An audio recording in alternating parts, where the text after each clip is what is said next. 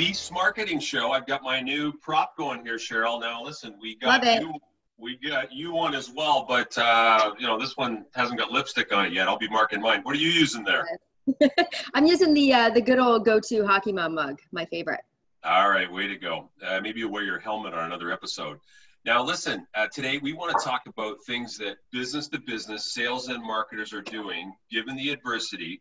I'll talk about what sales leaders are doing, what sales reps are doing, because I think right now we got to be more of a perimeter player, and there's some great things happening right now. Cheryl, what are you going to talk about today?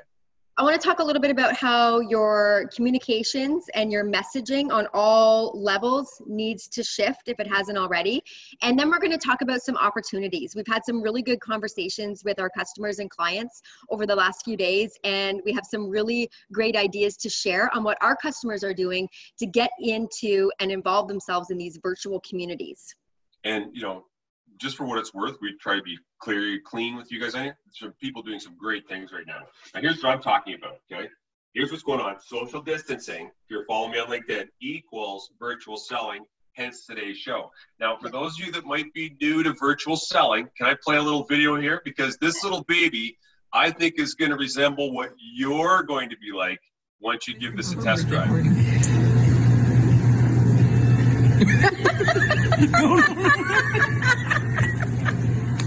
Legally, let go.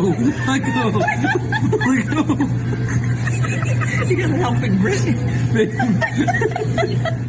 Now, hey, I thought that video was awesome. If you could just, you know, our virtual producer guy could show that baby's face again. Like, that is going to be, I think, what you feel when you're face-to-face with customers selling virtually. You're not going to believe it and not want to let this thing go once maybe this storm passes. But let's talk about where the customers are right now, where we meet them, because we need to stay top of mind at point of need, be respectful. So where are they, Cheryl? Where do you think? Well, I think right now what I'm seeing with customers is a little bit of confusion over how they should be communicating with their clients. So we really need to focus and talk about how the messaging needs to move from a very sales-oriented place where you're talking about your product and service, and you need to shift that to be a supportive message. The reality is that the challenges are the same. So in a virtual selling world, you're still dealing with finding qualified leads, although now you might want to actually kind of reevaluate what a qualified lead is, given this virtual digital workplace that we're all in. Getting response from prospects. There's a lot of noise out there. I'm getting a ton more emails from businesses that I have done business with in the past, trying to get in front of me and trying to communicate. So you have a lot more competition that way. Standing apart from the competition, you need to think creatively on how to give that supportive message to your customer. How do you help solve their problems, and maintaining relationships post-sale as well as team selling?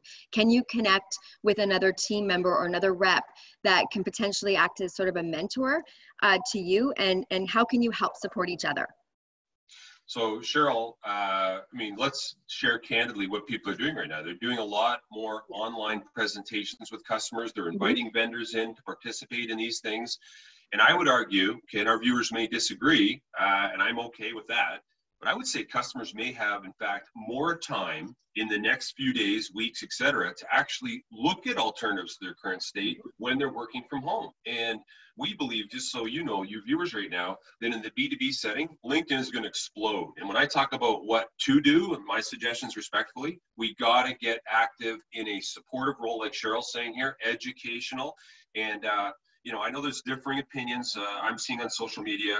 I agree 1,000% with Cheryl, supportive. Look, our customers right now, it's like they've just been in a car accident. And if we walk over and go, hey, I know you're injured in there, but if you could just step over here, I got a product, I think you should. Yeah, you're going to do more damage. That's a good point. And there is a lot of opportunity, and that's, you know, we talk about being positive right now. There's so much opportunity, and we're having some really exciting conversations with clients. And two things that we're talking about right now this week. Number one, how can you partner with other businesses that potentially have products or services that your customers need? We talked about there being a lot of noise out there, especially in the email world. How can you partner those conversations and be the one-stop shop to answer your customers' problems. And the second thing that we're doing is how can you be creative in offering these solutions? And we've been putting together what we're calling virtual events.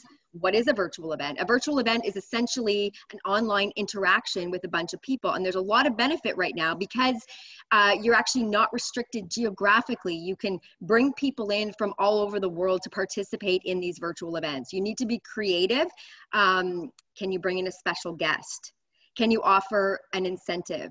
Can you give prize giveaways? You can call it whatever you want. Call it an open house. Call it an educational session. Call it a lunch and learn. There's a lot of popularity behind lunch and learns, and we can still do that. We can still get in front of those people, and we can help support them. I also want to talk about not to forget about the charities and organizations that you support. So it's very important to continue to be that support for these charities within your organization. And one of the things that we're doing with the client is an incentive over, sign up for our virtual open house / lunch and learn. And in addition, we're going to make a donation to this charity. So, obviously we think of ourselves, our families right now, but there's others that are affected by this thing. Let me talk from a sales standpoint here. So, just before we leave marketing, I think digital communications right now are paramount, and not just externally, but how about internally? I mean, our team's having video conferencing every morning. We look like the Brady Bunch on there. I can't believe some of the hairdos people show up with. But your hair seems to improve since this morning somehow, Cheryl. Anyway, if you're a sales leader, okay, you're the lead dog on the dog sled, and you will set the pace right now. And I think we got to stay connected with our sales teams right now to keep them focused on positive things, right? Because as I'm saying on social media, right, positive thinking is contagious too. And so structure, I think, is important right now to keep the routines going. So people talk, get a routine. When I left my job as a vice president of sales and marketing for a $30 million reseller, and I went to working at home in my underwear, making prospecting calls, I get it, okay? This is a shift. But this new video platform is unbelievable in terms of, I think, replicating what we do live, which I still think is the best for those of you that say, hey, whatever, live's the best. I'm a sales leader, concept. Every day, book an AM and PM meeting. Get the team together. Make it fun, right? I'll give you some specific topics in the morning, and then give them a task to do during the day. Come back, okay? Day number 1, today. You got to get your LinkedIn profile tuned up. It is without a doubt going to explode right now. And we need to have those digital billboards out there, educational, supportive, not selling messages, to be top of mind at point of need. That's what I'm always trying to suggest to our clients. Get your LinkedIn profile set up. Number 2, day 2, we'll call it competition. Look, I've done over 1,000 live events with B2B selling companies, and I always ask them this question: how would you rate yourself on your competitive intelligence? In other words, have you visited your top 3 to 5 competitors' websites in the last 90 days? And even the tenured ones go, can I leave? They're not doing it. You're not doing it. So meeting, hey, everybody's going to look at the competition. PM meeting, you're going to show up, Cheryl, you're going to talk about competitor 1. Billy, you're going to talk about competitor 2, right? Now's the time to build muscle. Day 3, how about learning your own product? Okay, like some of you know, your sales reps have no clue what it is you offer. Okay, so I'll leave it at that. Day 4, how about researching your customers? Look, at some of you got some pipeline going on right now, or people you're trying to get to. Exhale, look at their website, study the animal you're hunting, both at the individual level as well, and then your landing strip or your approach right now digitally will be so much more effective and so much more personalized. Day 5, fix that brutal presentation you've got. Look, we have family arguments at our kitchen table with Cheryl over here saying, hey, our presentation's not good enough. Stop, fix it. Day 5, AM meeting, PM. Am I right, Cheryl? Yeah, no, you're right. Yeah. That's the face I get, just so you know. How about day 7? Day 6, sorry, practice objections. We don't do that enough in sports, and you're a hockey mom. We repeat, so it becomes instinctual. Day 7, how about working on the top 7 or top 5 questions you want to ask prospects virtually to uncover points of need or pain situations? Companies don't have enough great questions, I think, anyway. And as we get virtual now, to keep the guy or lady on the other line from going off on their email, we got to ask questions and get them talking. Day 8, how about launching a online presentation or virtual meeting? Now, Cheryl's talking about it right now as if you know, this is a good idea. We have clients right now booking, like inviting customers to come online and educate because they think they got time in their schedule. Right, Cheryl? Yeah, no, absolutely. We're doing series. We're creating these, you know, we're calling them, I guess, virtual meetings or virtual gatherings. And they're booking, you know, series with, you know, sign up, register. Even Ivy League schools, for example, Harvard, Princeton, Columbia University, they're all offering free online training courses right now. This is a time, and I want to say this, and I've said this to a lot of our staff, like invest in you right now. And invest in your customers. I mean, we need to build equity in the relationships. And, you know, for those of you that are where I come from, right, sales offense, right, we're going to, you know, do the activities. Let's just rethink them and do them digitally, right? And a little less sell, a little more kind of show and educate. The other thing I see happening out there, candidly, and one of the strengths that I think having teams meet morning and afternoon every day is the attitude of the player, okay, will affect the way they play on the ice. And, there's a stat that came out that says that our attitudes are the average of the 5 people we spend the most amount of time with, okay?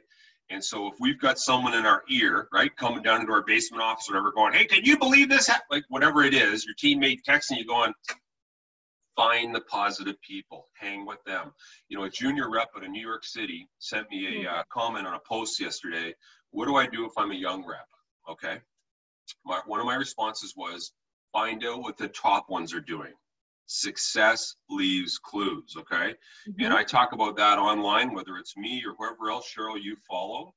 Find people that are carving away in this jungle right now, because there are some people making some hay right now with what's going on. Anyway, Scott, Cheryl. Two quick things before we go. This is the time to build relationships.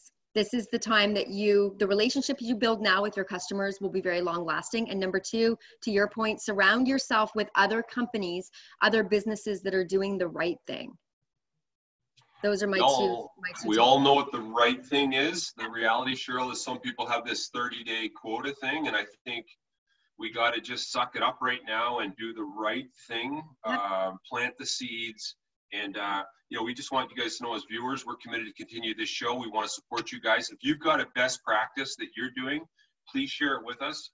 We want to, you know, share it with the B2B community. And I just want to say thanks so much for showing up in your underwear, whatever your hair looks like. Thanks for joining us on this marketing show today. Yes, cheers. And if you have any suggestions, questions, topic ideas, or anything that you want to talk to Rick and I about, you can email us anytime, engage@intocommunications.com. Share this video. And I think what we're going to do, Rick, is move towards even doing these marketing shows live where we can actually interact with our customers, with our viewers in the moment, because certainly that is what we want to do. We want to answer questions in the moment. Awesome. Okay. Hey, team, thank you very much for joining us. Stay tuned for more from this marketing show. See you, Cheryl. Bye. See you, Rick.